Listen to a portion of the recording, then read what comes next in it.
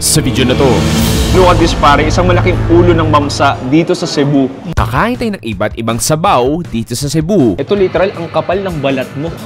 Diba? Hindi ikaw. Ito. Mula sa higante na tinola ng ulo ng isda at iba't ibang inihaw. Female egg, no? sac.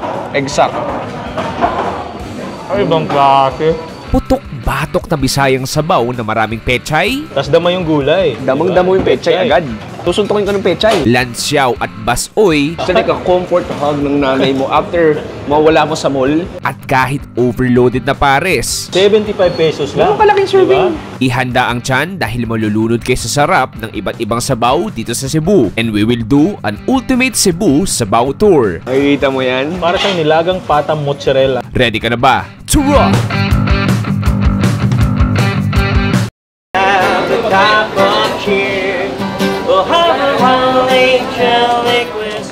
Sabaw, aka soup. Sa Pilipinas, ito ay isang integral part ng ating kulinarya. It is a versatile and comforting dish enjoyed in many cultures around the world. At dito sa Pilipinas, kahit mainit kadalasan, ay di pa rin natin matitiis ang humigop ng mainit, malaman at masarap na sabaw. Today, I'm back sa napakalaki at napakamayaman na lugar ng Cebu. Dahil dito sa Cebu, ibang level ang sabaw gaming nila. Tara, at hanapin na natin ang iba't ibang lami kaayo na sabaw nila dito sa Cebu. Boom!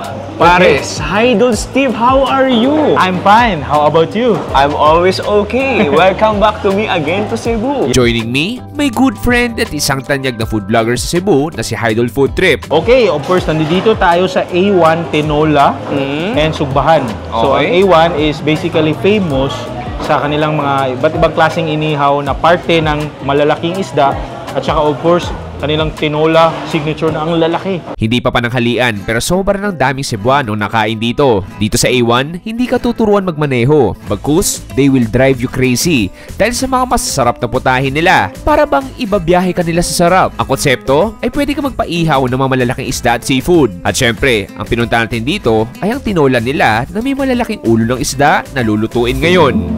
Tulo ng tasik. Ulo?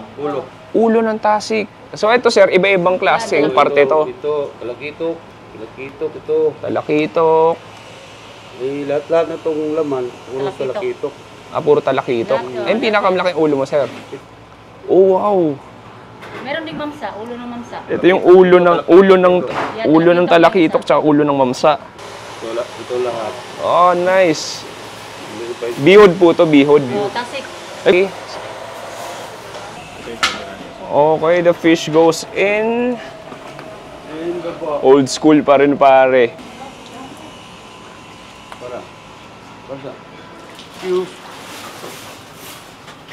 Bang! Oh, grabe. Halos balde-balde na yung parte ng isda. Meron pa. Boom! Oh, so titimplahan na. Lalagyan ng maraming asin. Okay, grabe. Sobrang daming sinigang mix. What that? Ilang pakete yan? Parang nasa 6 ata o 5. Ay, usapa. Mga iba't ibang gulay. Balinay. Iba't ibang gulay, kamatis. Ang daming kamatis, look at that. Then, isasara ni Guwapa Kaayong Madam. Boom. Papakuluan. Thank you, madam. Okay. So makikita mo dito, look at that high fire. As in, daming panggatong para maluto agad yung buong isda na yun. I mean, sobrang daming karne ng isda. May ulo, iba-ibang parte, bihod meron din. Pero pinakamaganda yung pinaka-magic dito dahil sa sobrang taas ng apoy, sobrang lakas ng apoy, mga 15 minutes luto na agad lahat yun. Open lang.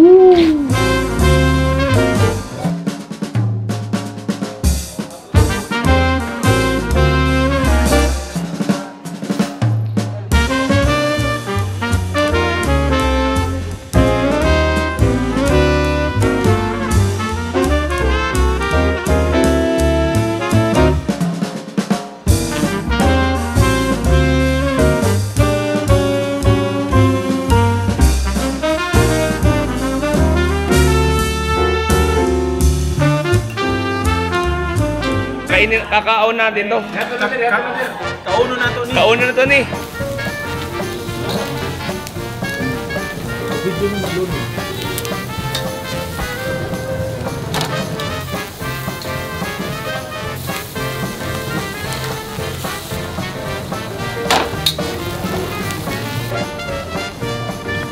Inorder namin ni Steve at iba't ibang bestsellers nila tulad ng inihaw na mamsabeli, kinilaw, inihaw na yempo, at syempre, ang tinolang bihod at tinolang ulo ng isda. Pare, ano masasabi mo dahil maraming mga nagbebenta rin ng mga sugba, mga sabaw na pagkain dito sa Cebu. Ano masasabi mong pagkakaiba ni A1? Si A1 is everyday meron talaga silang malalaking ulo ng isda. Tsaka quality yung mga fish nila, tasik, barakuda, mamsa. Tsaka sobrang laki ng mga servings. Yun yung kagandahan. Ano, higop muna tayong sabaw. Okay. Steve, cheers. Cheers! Ah, sarap. Mas tingin mo. Mainit ngayon tanghali, pero ang sarap din ng mainit na tinola. Alam mo, nakakatawa nga, sabi nga nila, yung tinola, iba yung tinola sa Manila eh. Parang tinolang manok, gano'n, maluya. Etong maasim eh, parang sinigang. Parang lasang-lasa mo yung kamatis na nadurog Totoo. na. Lahat ng juices ng kamatis, lasang-lasa mo. And then, that fish stock, yung karne, yung mga natunaw na oil, natunaw ng taba ng isda o Totoo. karne ng isda, nag-simmer na doon sa sabaw. Tapos, di ba, nakikita natin kanina, niluluto sa kahoy. Oo. Para panggatong. Tama. Di ba? So, factor talaga ng flavor. May pagka-smoky flavor Totoo. siya, gano'n. Sige, Paps. Sige, tikim tayo ng karne. Ano bang maganda tirahin natin? Sige, nakapagsabaw na tayo. Diretso tayo sa inihaw. Oo, ng sige. belly. Laki. Laki! Grabe. May abs. May abs. Talo pa ako nito, may abs. Actually, feel ko pwede na mag-bicep workout sa sobrang bigat nito. Anong isda to, Paps? I think ano to, ito yung mamsa. Mamsa. Eh, so kuha ako dito. Oh my God, ang laki at ang init pa. Literal na fish nuggets. Oo. Cheers.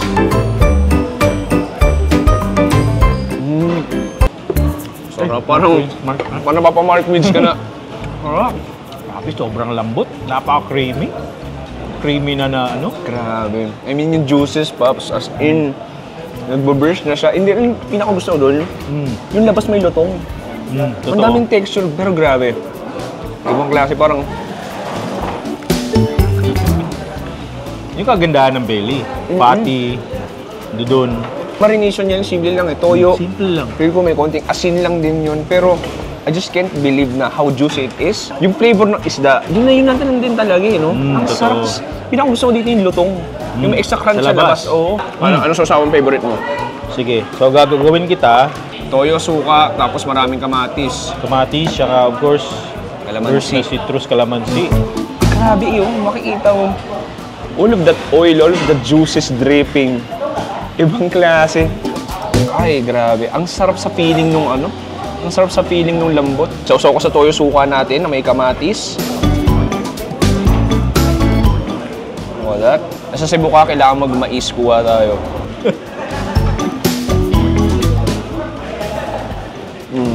Yung toyo suka natin, alam mo, level up niya. Pero, to be honest, kahit yung isda lang, malasa niya. Kaya di mo na kailangan ng toyo suka. And then, mais natin, pagkakaiba niya, mas healthy daw siya sa white rice. Kaya yung texture, parang butil-butil lang. Pero parang kanin lang din. Usually, yung mais na, di ba, perfect combination sa mga sabaw. Pero di ba, pini-air mo sa sugba or sa sinugba, bagay na bagay pa rin, di ba? Pwede, oh. Tapos higop ka ng konting sabaw after nun. Tama ka. Oh, sige. Next, meron tayo ditong Pork belly. pork belly, sinugba na baboy naman. Sige, kuha ko na may balat. Sa may balat.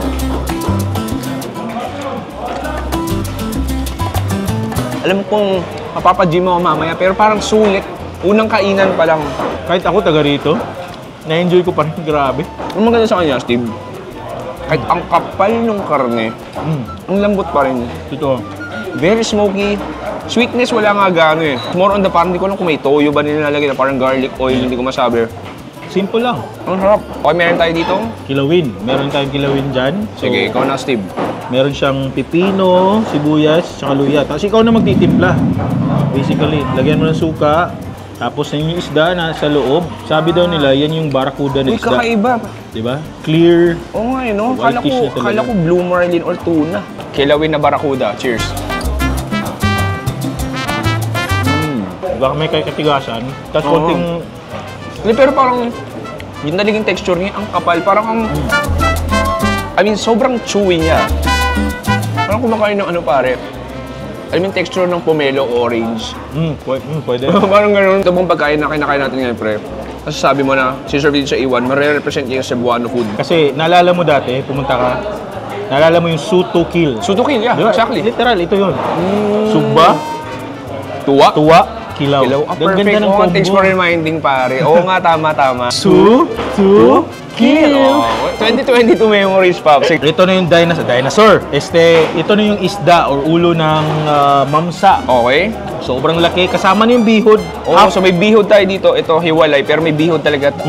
Para siyang sponge. Oo nga eh. Bihod is ano ulit, pare? Female egg, egg no? sac. Egg sac. Ay, ibang klase.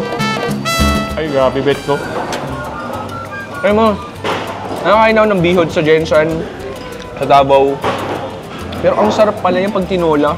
Pag tinuwa mo, ang sarap. Nga, no? Nag-iba yung texture niya. Paano niluto sa Jen? Ihaw eh. Ah, okay. Sarap. Kasi yung flavors ng sabaw, ng mga bro, talaga. Pumasok na sa bihod. Ay, ang sarap. Parang siya nagka-crumble. Parang siyang small particles na nagka-crumble. Ano yung styrofoam?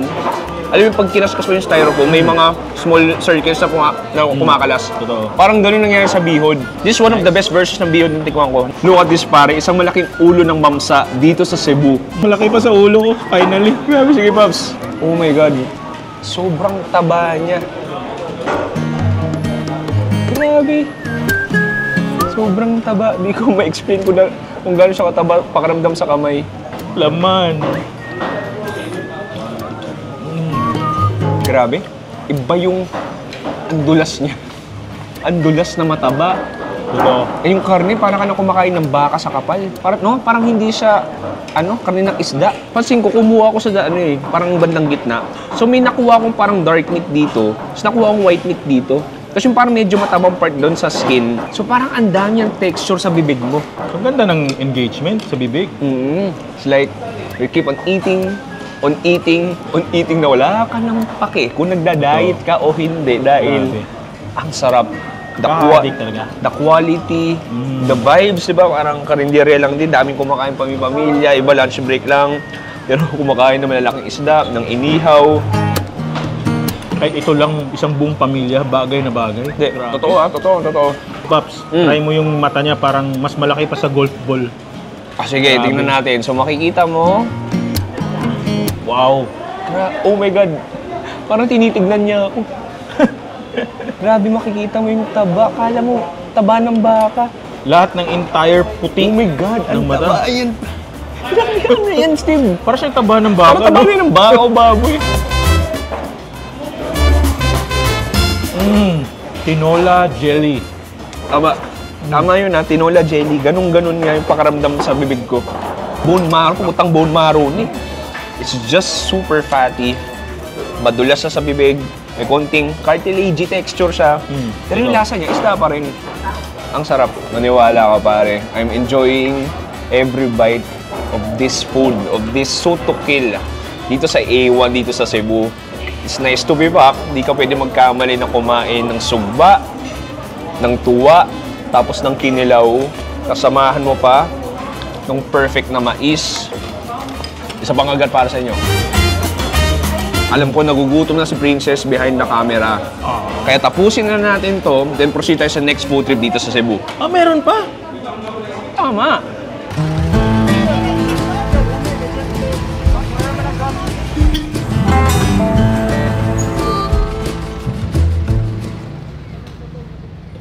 Next food trip natin. Hi, Idol Steve. Nasaan tayo ngayon? Of course, nandito tayo sa may Mabolo sa F. Gutierrez Street. Okay. So, isang hidden na karinderya Oo. na nag-offer ng sobrang solid na sabaw.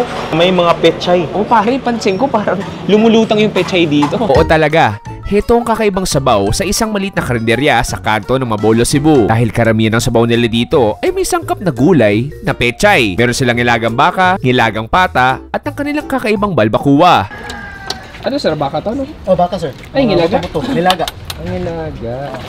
Gano'n na katagal nung kainan mo, sir? Ano sir? Gano'n na po. Plastic.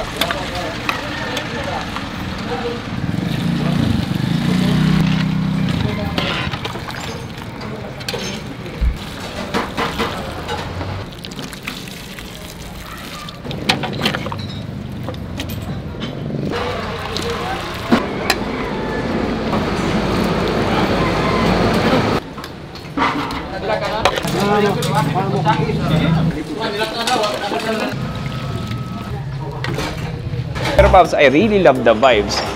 Very homey, very karindere ah. At saya lang kasi nakita mo, kanya-kanyang ulam sila, tigi isang bowl ng mga sabaw, paramihan ng mais, paramihan ng kanin. Yun. Tigim tayo nung una natin. Siguro ito na. Sige, nilagang baka. Sige, sabaw muna tayo. Makikita mo medyo makapal siya ng konti. Okay. Honors. Honors. Ang sarap ng pagkaalat niya. Ako yung kaldo ng baka. Ano mo Ang yung rich. parang smokiness niya? Oh, exactly. Nandun, di ba? Oh, pansin ko dito, alam mo yung lutong probinsya talaga. eh. Totoo. Yung lasang-lasa mo yung pagkaluto galing doon sa panggatong.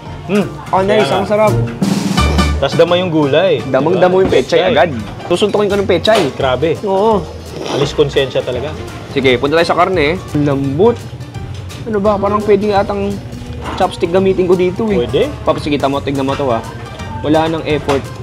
Pork lang yan ah. Ang gamit-gamit ko lang is 6% kinetic energy. Natanggal na agad. Harap. Sobrang lambot. Tapos yung beefy talaga niya, sobrang, parang ang tawag ito, potent ng konti. Oo, Damang yung tama. beefiness. Ang ganda ng meat ng beef nila. Sobrang lambot. Kita mo yung factor ng pechay. Oo. Tsaka yung mga sangkap. Hindi, pero totoo ah. Akala mo yung pecha ay pampahealthy lang. Pero hindi. It brings out another layer of flavor. Totoo, totoo. Of course, yung gagawin namin, pag ganito, Oo. gusto mo pa ng enhanced flavor, Oo, sige. lagyan mo ng fermented na ginamos. Lagyan natin. O sige, so makikita mo dito, lalagay ko yung karne dito. Lagyan ko konting sabaw. Buo ng ginamos dito. Konti lang. Ang paalat lang.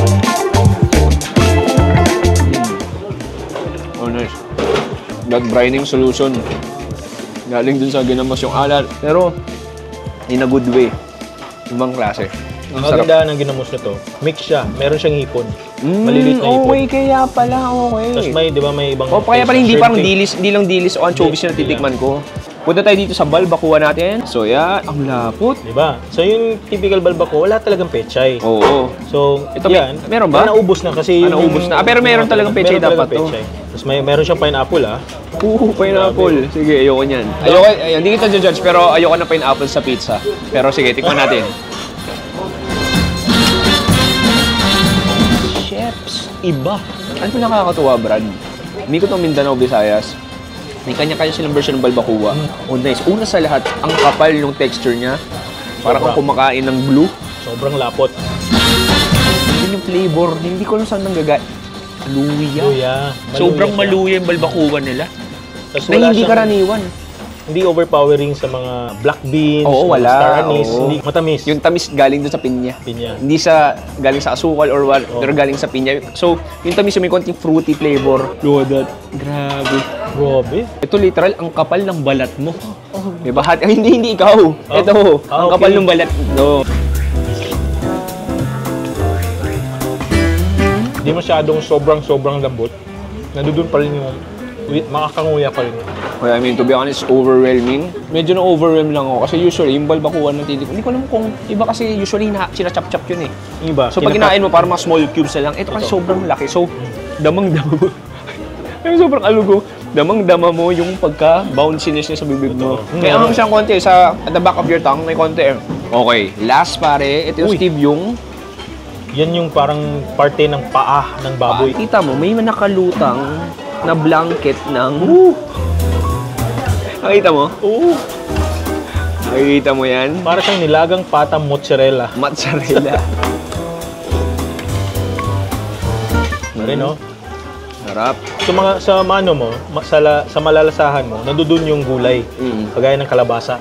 Di ba? Yung parang lapot niya, yung Galing. mga bits, mga sandy ng mga kalabasa. Oo, yung pala yung Meron nalalasahan ko. Yung kapal niya, I mean, alam ko may galing dun sa collagen o galing sa taba, pero may ibang kapal pa ako nalalasahan na titignan. Yung, baka yung kalabasa. Yun yung nga. kalabasa. Okay, punta tayo dito sa ating napakalaking paa. Prehistoric. Na? Hindi ko na alam. Para siyang elbow siya eh. Problema dito, pre, sobrang laki. Hindi ko lang paano hihiwain to. Sana, meron may mag-abot ng gunting. Oh, sana. Uy! Hello. Ang galing!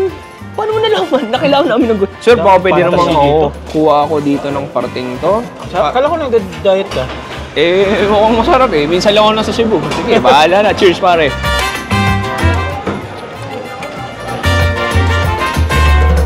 Ano ba tong sayang na darama? O ito'y pag-ibig na? Parang iba yun ah. Alam mo, Steve, nagigets ko eh. I mean, okay. Typical na Cebuano food. Nilaga, balbacoa, itong nilagang, pata. Usually nakita mo sa mga kandir, pero sila may sariling twist. May sariling flavoring na parang, so far ha, siguro pang-4 na beses ko nang balik na Cebu. Ngayon ko lang tikman to. Anyway pare, pangalawang food spot pa lang to. Balita ko, meron pa tayong pangatlo, tama ba? Meron pa bala sa ikaw nagplano nito eh.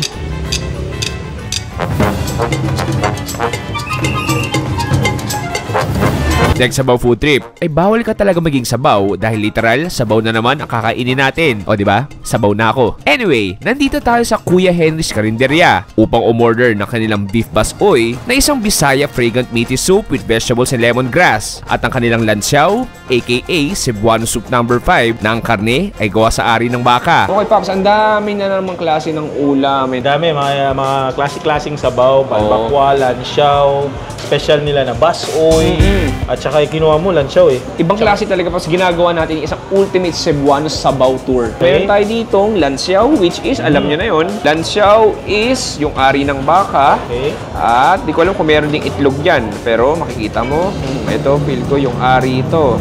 Sabaw muna tayo, mukhang makapal. Ba din, no? Ang sarap.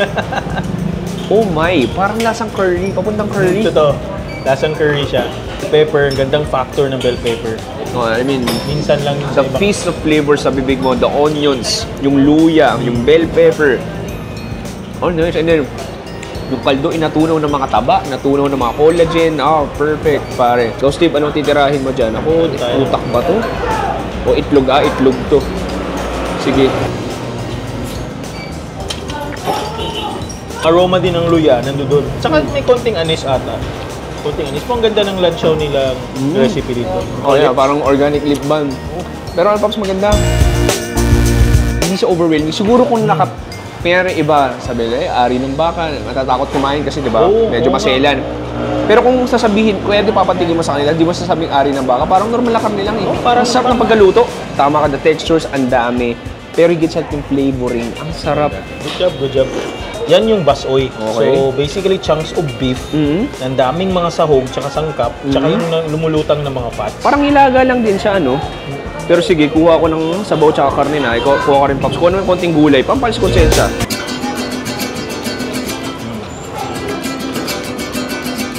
Oh, just very soothing.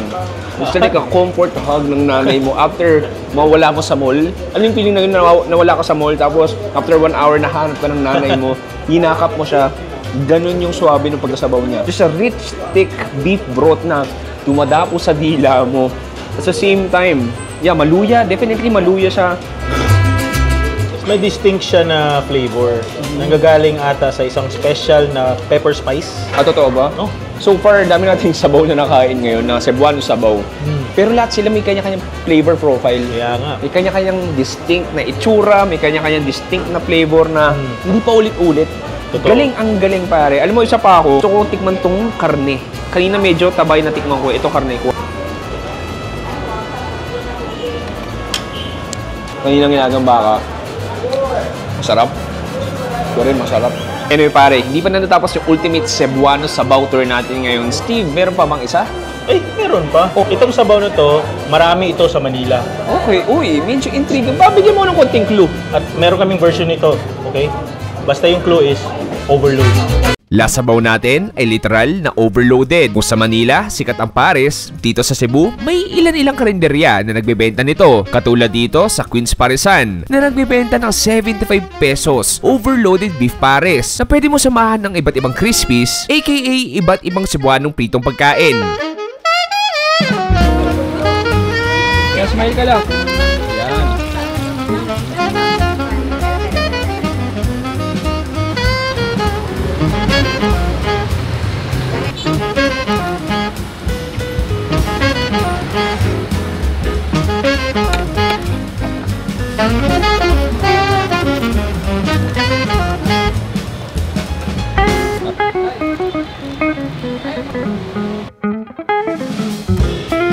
Steve, ito pala sinasabi mo, hindi ko akalain na sinasabi mo na matatagpuan sa Cebu is overloaded pares. Oh, di ba? Pero to, Pops, medyo kakaiba visually, ah. Parang, pansin ko, maaswete ng konti yung sabaw. Makikita mo. Tapos, sobrang lapot. Parang yung combination ng bok choy tsaka pares mami. Cebuano version. Oo nga, medyo nga. Tapos makapal talaga. Sige. So, Nakakatakot. tikim muna ako sabaw.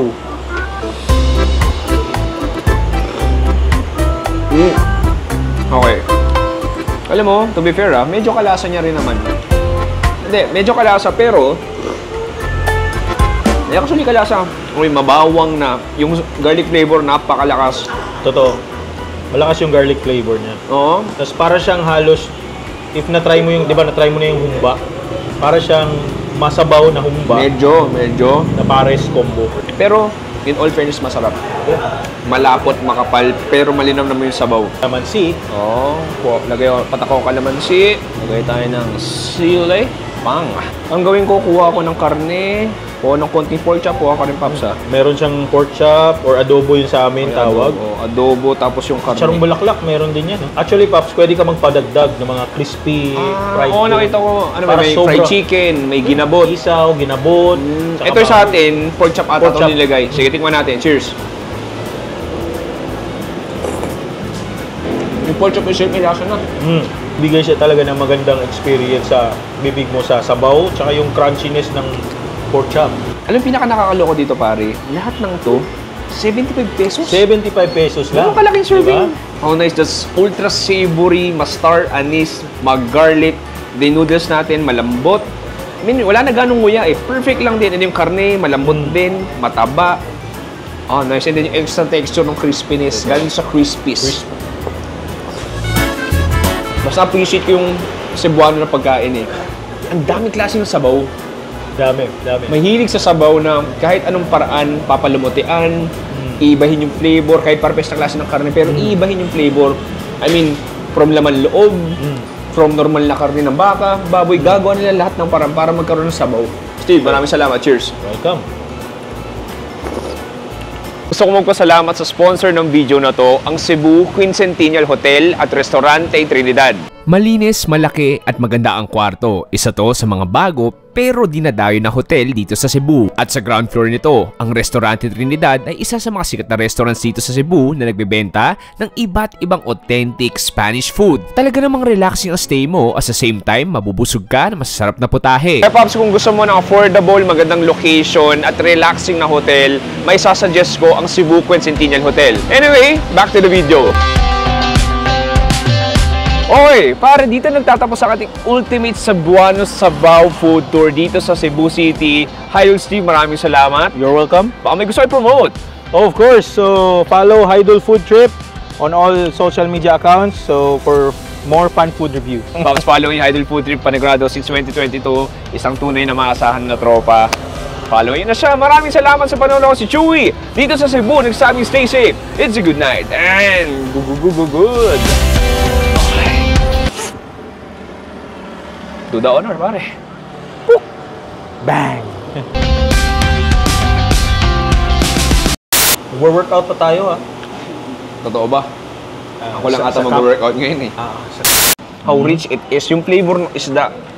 As in, yun na yun. Bloopers. Katunayan, ang ganda ng texture ng are. Oo. Ha? Ng baka. Ng baka.